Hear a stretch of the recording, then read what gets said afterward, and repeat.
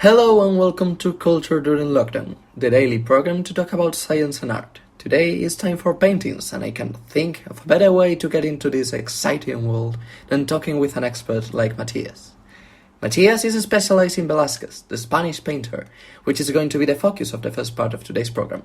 Welcome to our podcast, Matias. Hi Elias, it's a pleasure to be here with you and talk a bit about Velázquez and my favorite painting. So, as we said, the main theme of today's section is Velázquez and his artistic career.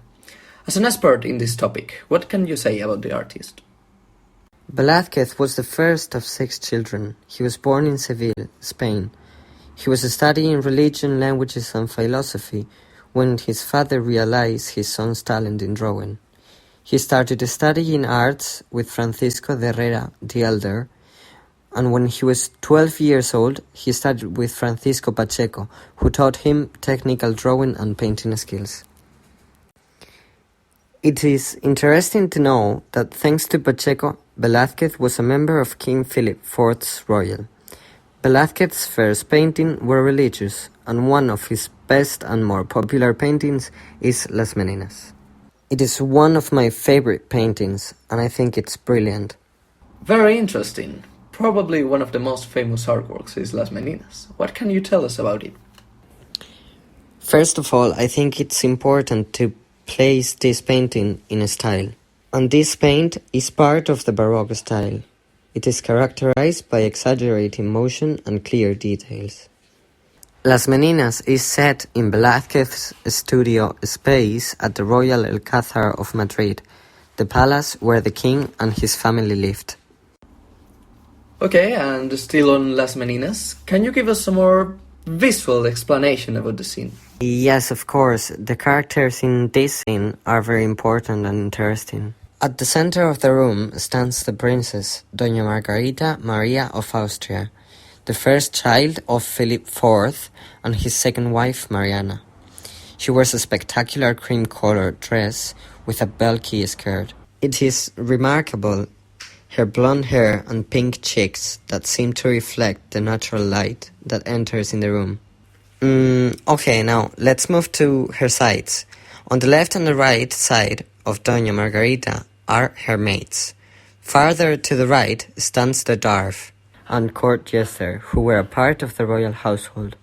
Just behind the Meninas is a nun, Doña Marcela de Ulloa, who is speaking with a guard. Very important to mention that to the left we can see Velázquez himself. He wears a black costume and a cape with the Red Cross of Santiago painted on his chest. I think it's amazing Velázquez paints himself in a magnificent piece of art.